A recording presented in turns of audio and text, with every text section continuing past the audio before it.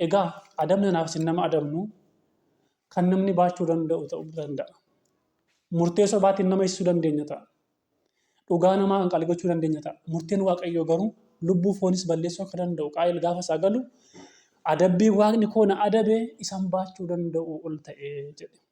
Egaa gumaa dhiiga namaa kan dhangala'e kan baasu Waaqayyoodha. Waaqayyo waan irraanfatu fakkaate nutti fakkaate humna qabnu fayyadamnee qabeenya qabnu fayyadamnee beekumsa qabnu fayyadamnee dandeettii qabnu fayyadamnee gaafa dhiiga namaa dhangalaasnu anaaf isin kan eeggatu maali laata? Kan isin qaltan iddoo aarsaa fi mana qulqullummaa balbala fuulduratti warra isin qaltan sana kumaan isaanii isin gubbaa irratti barbaadamaa jira. Dhiigni mucaa namaa dhiiga Waaqayyooti. Kanaaf namni mucaa namaa ajjeesu Waaqayyoon akka ajjeese. Sagaleen Waaqayyoo lafa kaa'aa jechaa dafqa namaarraa of eeggachuun, dhiiga namaarraa of eeggachuun, himimmaan namaarraa of eeggachuun isaan kun sadan fuula Waaqayyootti warra gatii guddaa qaban jechaadha.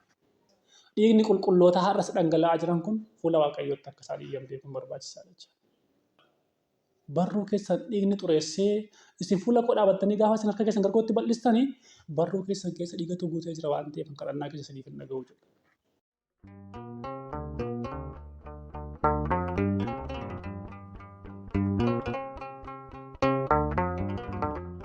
Maqaa Abbaa, kan Ilmaa, kan Hafuura Qulqulluu sadan Waaqayyo tokkoon amiin. Amiin hundumaan dura Waaqayyo gooftaan keenya Yesuus Kiristoos biyya keenya nagaa godhee anaaf isin nagaa nu godhee guyyaa har'aa kana geenyee sagalee isaa akka barannuuf kan nuuf eeyyame Waaqni abbaan keenya maqaan isaa kan ulfaateef kan jennuuf haa ta'u maqaa isaa kaasnee irraa adda kan hin baasne haati keenya haati Waaqayyoo qulqulleettiin dubaroo Maariyaam ergamoonni akka Waaqayyo isaan kabajetti maqaan isaanii kan kabajamee fi kan ol jedhee nuuf haa ta'u kanatti aansuudhaan ija Waaqayyoo kan jedhamtan abbootiin koo luboonni tajaajila mana qulqullummaa kaalifattoon obboloonni koo daaqonoonni barsiisonni wangeelaa maatiin Kiristoos hundumti keessan nagaa qotin akkam jirtu.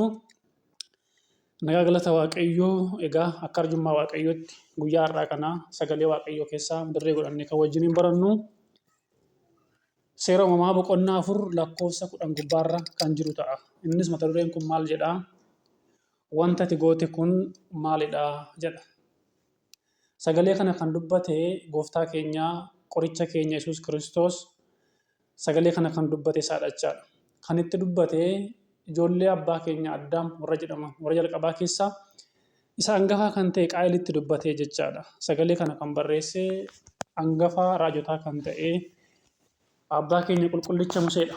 Egaa sagalee kana duuka deebinee seera uumamaa boqonnaa 4 lakkoofsa 1 irraa kaasnee yoo ilaallu Addaam haadha manaa isaa wajjin wal bira ga'ee mucaa hangafaa Qaayil kan jedhamu godhatee haati manaa isaas gammaddee gargaarsa Waaqayyootiin mucaa tokko godhadheera jettee yeroo lammaffaadhaafis wal bira ga'anii Aabeeliin obboleessa isaa quxisuu mucaa kana godhattee jedha. Erga godhatanii booda ijoolleen Addaam Qaayil qote bulaa ta'ee Aabeel immoo horsiisee bulaa ta'ee jedha sagaleen Waaqayyo.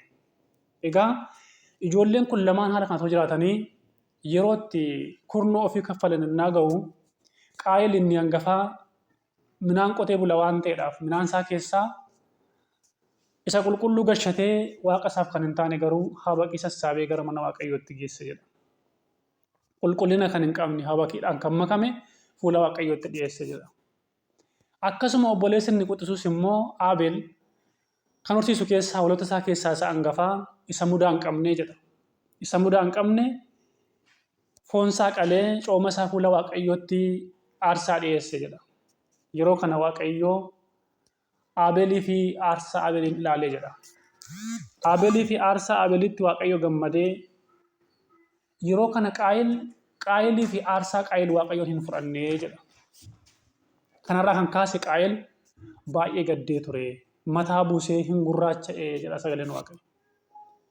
Gaafa kana Waaqayyoo Qaayilitti dubbate maal taate maaliif mataa buufta maaliif gurraachofte maaliif sammeenya yaaddaa jedhee Waaqayyo gaafa gaafatu wanta gaarii hin goone miti otoo wanta gaarii gooteetta ta'e mataa kee ol qabatta ture jedheen Waaqayyo Qaayiliidha. Ammas jedheen Qaayiliin Waaqayyo ilaa ammas cubbuun balbala kee dura riphee si eeggataa jiraati isa gubbaa irratti immoo ati aboo godhadhu cubbuun sirratti akka aboon godhanne jedheeni jedha. Egaati qaayil obboleessaa kanatti aaree galee obboleessaa faana adda dubbatee booda jedha.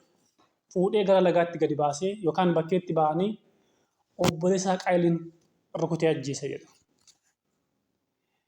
Obboleessaa qaayiliin gaafa inni rukutee ajjeesu Waaqayyoon argeera. Waaqayyoon gaafa argu ammas yoo lammaffaadhaaf qaayiliin waamee qaayil obboleessi kee Abeel eessa jira jedhee qaayiliin gaafatee jedha. Yeroo kana qaayilii ani hin beeku jedhee Waaqayyoodhaan. Ani hin beeku ani eegduu obboleessa kootis miti jedhee Waaqayyoodhaan. Egaa kiristaanota guyyaa har'aa kana obbolaasaa ajjeesee kan hin beeku jedhee kaadu namoota meeqatu jira laata? Waaqayyos akkana jedheen dhiigni obboleessa keetii lafarraa natti iyyataa jira jedhee Waaqayyo. Egaa kiristaanota guyyaa har'aa kana guyyaa guyyaadhaan mucaan namaa gaafa qalamaa oolu dhiigni namaa fuula Waaqayyootti akka iyyu beektu laata? Dhiigni Abeel gara Waaqayyootti iyye. Waaqayyoon iyya dhiiga Abeel dhaga'ee obboleessaa qaayiliin waamee dhiiga obboleessa keetii natti dhangalaastee natti iyyaa jira jedhe. Har'a waanaaf sinoo laata? Obboleessi keenya maal gochaa jira laata? Obboleettii keenya maal gochaa jira laata? Biyya keenya maal gochaa jira laata? Dhiigni guyyaa guyyaan dhangala'u kun fuula Waaqayyootti maal fakkaata laata? Hammeenyi anaaf sin goona kunoo maal laata? Kanaaf dhiigni kun fuula Waaqayyootti iyyaa jira. Ammas jedhe Waaqayyo ati abaaramaadha jedhe. Dhiiga namaa namni dhangalaasu maalidha? Abaaramaadha. Qaayil gubbaa irratti Waaqayyo dubbate jechaadha. Lafti ati afaan banee dhiiga obboleessa keetii akka liqimsu goote kun isarraa immoo hin ari'atamtaa jedhe Waaqayyo. Yeroo baay'ee lafaaf jennee yoo wal ajjeesne irra gubbaa teenyee waan nyaannu nutti fakkaata. Garuu sagalee kana gubbaa irratti barraa'ee waan jiruudhaaf obboleessa keenya ajjeesanii lafa sana gubbaa irra taa'uu hin dandeenyu jechaadha. Otuma nun ari'atiin dhiigni sun nu ari'ata jechaadha. Kanaaf hin ari'atamtaa jedheen Waaqayyo. Irraa ni ari'atamtaa. Yoo qottes immoo midhaan siif hin baasu jedhee qaayilidha. Yoo qottes midhaan siif hin baasu. Biyya lafaa irrattis nama jooraa taataa jedhe. Nama maalii taataa? Nama jooraa taataa.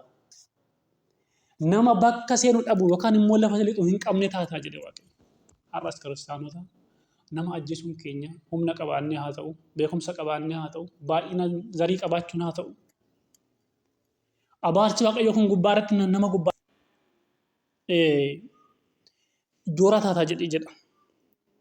Akkasuma qaayil erga Waaqayyoon amma kana isaa adabee booda adabamuun koo adabni Waaqayyoon na adabee kan hin baachuu danda'u gararraa ta'ee jedhe qaayil. Waaqayyoon kan na adabe adabni natti murteesse baachuu kan hin danda'u ol ta'ee jedhe kiristaanota. Egaa adabni anaaf isin nama adabnu kan namni baachuu danda'u ta'uu danda'a. Murteessoo baatiin nama ibsuu dandeenya ta'a. Dhugaa namaa kan qalqachuu dandeenya ta'a. Murteen Waaqayyoo garuu lubbuu foonis balleessuu akka danda'u qaayil gaafa isaa galu adabbii Waaqni koo na adabe isan baachuu danda'u ol ta'ee jedhe. Kanaaf egaa kiristaanota anaaf isinis guyyaa har'aa kana harka keenya dhiiga namaa dhangalaasuu irraa eeggachuun barbaachisaadha. Dhiigni namaa fuula Waaqayyootti akka inni namni hundumtuu beekuun barbaachisaadha jechaadha. Isa kana gubbaa irratti abbaan keenya qulqullichi Daawit faarsaa isaa faaruu 9 lakkoofsa 12 gubbaa irratti inni dhiiga dhangala'eef gumaa baasu jedha qulqullichi Daawit. Inni dhiiga dhangala'eef gumaa baasu warra gadadamoo ni yaadata jedha. Dhiiga dhangala'eef gumaa baasuu kan danda'u warra gadadaman warra namni tuffate isaaniin hin yaadata jedha. Wawwaannaa isaanis immoo hin irraanfatu jedha kiristaanota. Egaa gumaa dhiiga namaa kan dhangala'e kan baasu Waaqayyoodha. Waaqayyo waan irraanfatu nutti fakkaate humna qabnu fayyadamne, qabeenya qabnu fayyadamne, beekumsa qabnu fayyadamne, dandeettii qabnu fayyadamne gaafa dhiiga namaa dhangalaasnu anaaf isin kan eeggatu maali laata? Fuula Waaqayyootti jechaadha. Jireenya waggaa muraasaa umuriin jireenya mucaa namaa yoo baay'ate waggaa 70 jedha qulqullichi Daawit. Yoo waggaa 70dha baay'annaan 80 ta'a innumtuu rakkina wajjiniin jedha. Kanaaf egaa kiristaanota umurii waggaa 70tiif jennee jireenya bara baraa keessatti rakkina keessa jiraachuudhaaf qophiirra akka jirru beektu laata. Kanaaf dhiiga namaa dhangalaasuun akkam barbaachisan. Wawwaannaa warra dhiigni isaa dhangala'e warra tuffatamanii Waaqayyoon akka hin dhiisne beekuun barbaachisaadha jechaadha. Kana gubbaa irratti seera lakkoofsaa boqonnaa 35 lakkoofsa 33 gubbaarratti dhiigni biyya waan xureessuuf biyya keessa teessan dhiigaan hin xureessinaa jedha. Biyyi dhiigni maal godhaa? Biyya namaa xureessa. Kanaaf biyya keessan keessatti dhiiga namaa dhangalaastanii biyya keessan hin xureessinaa jedha. Kanaaf guyyaa har'aa kana anaaf isin biyya keenya xureessaa jirra jechaadha. Dhiiga obboleessa keenyaa dhangalaafne amantii walitti kaane zarii walitti kaane gama garaa garaatiin walitti kaane dhiiga namaa dhangalaasne dhiigni kun immoo biyya namaa xureessaatii biyya keessan hin xureessinaa iyyuu jedha. Dhiiga namicha dhangalaaseen alatti dhiigni biraan lafa sana gubbaarratti yoo dhangale araarri biyya sanaaf ta'uu hin danda'u jedha. Kanaaf egaa kiristaanota anaaf isin dhiiga namaa dhangalaasuun gatii guddaa akka nama kaffalchiisu. Dhiiga namaa dhangalaasuun jireenya namaa irratti miidhaa akka fiduu danda'u. Fuula waaqayyootti akka iyyuu danda'u. Isa kana beekuun barbaachisaadha jechaadha. Abbaan keenya qulqullichi Maatiyoos wangeela Maatiyoos boqonnaa 23 lakkoofsa 35 gubbaarratti kanaanis dhiigni warra qajeeltotaa inni lafatti dhangala'e dhiigni warra qajeeltotaa inni lafa gubbaarratti dhangala'e hundinuu isin irratti ni dhufa jedha. Dhiigni warra qajeelotaa warra cubbuu hin qabne otoo hatanii qabeenya keessan harka keessan qabaatan dhiigni isaanii kan dhangala'e. Sobanii mana hidhaatti siniisan ta'uun beekee dhiigni isaanii kan dhangala'e. Qabeenya isaanii barruu keessan keessa jiraatee otoo hin ta'in akkasuma irratti kaatan dhiigni isaanii kan dhangala'e. Sababa kirrii hidhataniitiif dhiigni isaanii kan dhangala'e. Sababa mana qulqullummaatiif dhiigni isaanii kan dhangala'e. Isaan kuni gumaan isaanii isin gubbaarratti dhufa jedhe qulqullichi Maatiyoos.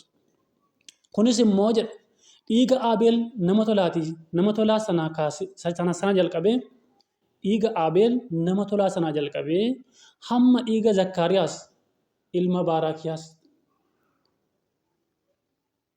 isa isin iddoo aarsaa fi balbala mana qulqullummaa duratti qaltan sana ajjeeftan sanaatti isinitti dhufaa jedha. Dhiiga nama qajeelaa kan ta'e Abeel kan saarraa kaasee amma lubicha Zakkaariyaas sababa ilma isaa Yohaannisiif akka inni qalame beektu. Amma isaatti isinitti dhufaa jedha gumaan isaanii. Kan isin qaltan iddoo aarsaa fi mana qulqullummaa balbala fuulduratti warra isin qaltan sana gumaan isaanii isin gubbaa irratti barbaadamaa jedha. Har'as kiristaanotaa sababa amantaa isaatiif sababa kirrii morma isaarraatiif namoota meeqatu qalamaa jira. Namoota meeqatu dabarsamee gurguramaa jira. Kanaaf egaa dhiigni qulqullootaa kun isin qofa irra otoo hin taane ilmoo keessan gubbaa irratti dhufaa jedha. Kanaaf egaa kiristaanotaa uummanni biyya lafaa kanarra jirru hundumti keenya sammuu waaqayyo nuuf kaa'een beelada irraa adda baanii warri uumame sillaasee kan fakkaannu sammuun keenya immoo waan yaada gaarii kan yaadu yoo jiraate obboleessa keenya gubbaa irratti dhiiga isaa dhangalaasnee mana qulqullummaa keessatti bakka aarsaa waaqayyootti hojiin mallee hojjennee waaqayyo wajjin walitti bu'uun hin barbaachisu jechaadha. Dhiigni namaa akkasumaan dhangala'ee kana fuumite jechaadha. Dhiigni mucaa namaa dhiiga waaqayyooti. Kanaaf namni mucaa namaa ajjeesu waaqayyoon akka ajjeese sagaleen waaqayyoo lafa kaa'a jechaadha. Dhiigni warra qajeeltotaa isin gubbaa irratti lakkaa'ama. Dhugumaan isiniin jedhaa dhalaan keessan gubbaa irratti lakkaa'amaa jedha. Kanaaf egaa uummata waaqayyo. Dhaloonni biyya lafaarra jirru kun nama taanee guyyaa har'aa kana gara jabinni keenya fagaatee gara jabinni keenya hammaatee namni bineensa caalaa walitti hammaatee yeroo itti albeedhaan wal qalurra jirachaa. Kanaaf inni ati raawwatte kun maalidha jedhe waaqayyo. Inni ati goote kun maalidha jedhee Qaayiin gaafate jechaadha. Kanaaf namni of eeggachuu kan qabu maalirraadha? Waan sadii kanarraa namni of eeggachuu qaba. Inni tokkoffaan dhiiga namaa dhangalaasuu irraa of eeggachuu qaba. Namni dhiiga namaa dhangalaasu fuula waaqayyootti akka gaafatamu beekamaadha. Dhiiga Abeel, dhiiga lubicha Zakkaariyaas, dhiigni qulqulloota har'as dhangala'aa jiran kun fuula waaqayyootti akka isaan iyyan beekuun barbaachisaadha jechuudha. Kanaaf namni maal irraa of eeguu qaba? Dhiiga namaa dhangalaasuu irraa of eeguu qaba. Inni kan biraan imimmaan namaati. Kanaaf imimmaan namaa fuula waaqayyootti gatii guddaa qaba. Raa'el irraa kaastanii yoo ilaaltanii imimmaan ishii dhangalaastee gidiraa keessa too jirtu imimmaan ishii fuula waaqayyootti amma raamaatti gaafa dhaga'ame imimmaan dubartii kanaa jecha waaqayyoon sababa isheetii fi saba Israa'eliin rakkina keessaa baaseera. Kanaaf imimmaan namaarraa of eeggachuun barbaachisaadha. Inni kan biraan dafqa namaa hojjechiifattanii warri dafqa namaa nyaattan warri dafqa namaa nyaannu jechaadha. Dafqi isaanii otoo hin qooriin gatii dadhabbii isaanii kennaafii jira waaqayyo. Dafqi isaanii otoo hin qooriin. Kanaaf isin hojjechiifattanii humna waan qabdaniif dhowwattan ta'e waaqayyoon akka gaafatamtan beektu laata. Hojjechiifattanii isiniif ergamaa ture dafqa isaa lolaasee gatiin dafqa isaa isin gubbaatti akka lakkaa'amu beektu laata. Kanaaf mucaan namaa isa kanarraa of eeguun barbaachisaadha kiristaanota. Dafqa namaarraa of eeggachuun, dhiiga namaarraa of eeggachuun, imimmaan namaarraa of eeggachuun isaan kun sadan fuula waaqayyootti warra gatii guddaa qaban jechaadha. Kanaaf egaa wanta ati goote kuni maali? Mana kee kan jirtu hojjettuun mana keetii mucaa kee faana nyaanni isheen nyaattu wal fakkaata? Uffannaan isheen uffattu wal fakkaata? Oolmaa isheen ooltu wal fakkaata? Gabareen mana keetti galee jiru kan mana keetiif ergamaa jiru nyaanni isaa nyaata mucaa kee faana wal fakkaata? Dhugaatiin isaa dhugaatii mucaa kee faana wal fakkaata? Ciisni isaa ciisa mucaa kee faana wal fakkaata? Yoo kana ta'uudhaa baate itti gaafatamuuf jirta jechaadha. Borsaa kee qaqqabadhu laata. Borsaa kee keessa maallaqni namaa jira laata. Dafqi namaa borsaa keessa yoo jiraate guyyaa dhumaatti gaafatamuun kee waa'ee namneedha. Imimmaan namaa sirratti kan bu'ame jira laata. Gaafatamuun kee waa'ee namneedha. Dhiigni namaa barruu kee keessa jira laata. Barruu keessa dhiigni xureessee isin fuula koo dhaabattanii gaafa isin harka keessan gargootti bal'istanii barruu keessan keessa dhiigatu guutee jira waan ta'eef kadhannaa keessa saniif hin dhaga'u jedhu. Kanaaf dhiigni namaa barruu keessan keessa yoo jiraate imimmaan namaa isin irra yoo jiraate maallaqni yookaan immoo dafqi mucaa namaa borsaa keessan keessatti hafeera yoo ta'e uummata waaqayyo. Jireenyaan kan nuun keenya ta'u. Wal qaluun keenya, wal dhiigsuun keenya, wal ammeessuun keenya jireenyaan kan nuun keenya ta'uu hubanne hundumti keenya fuula waaqayyootti gaarummaa hojjenne jireenya bara baraa akka dhaallu waaqayyo nu gargaaru. Egaati kanumaan sagalee baranne kanaan inni ati goote kun maalidha jedhee waaqayyo kan isa gaafate. Anaaf isin kan nuti goone kun maalidha? Har'a gochaa kan jirru kun maali? Waaqayyoon gammachiisa moo waaqayyoon gaddisiisa? Of ilaalu. Waaqayyo fuulduratti gatii qaba moo gatii na dhabsiisa? Of ilaalu. Waaqayyo fuulduratti gatiin koo bu'aadha moo bu'aa kan buufachaa jira moo kisaaraa keessan jira? Of ilaalu. Kanaaf egaa tokkoon keenya gara sammuu keenyaatti haa deebinu. Waaqayyo gooftaan keenya Yesuus Kiristoos anas isinis gara sammuu keenyaatti waaqayyo nu haa deebisu. Hafuuraatiin nu haa gaggeessu. Kan nu barsiisee, kan nu gorsee waaqni abboota keenya, waaqni Abrahaam, waaqni Isaaq, waaqni Yaaqoob. Maqaan isaa kan ulfaate kan jennuuf haa ta'u kadhannaa keenya dubaroo maaramii eegumsi ergamoota waaqayyo jaalalli duukaa bu'oota. Hunduma keenya wajjin haa ta'u. Egaa uummata waaqayyoo biyya alaaf keessa jiraattanii sagalee kana kan dhageessan sagalee kanaan akka fayyitan sagalee kanaan akka fayyinu waaqni abboota keenya hunduma keenya nu haa gargaaru. Galanni waaqayyoodhaaf haa ta'u.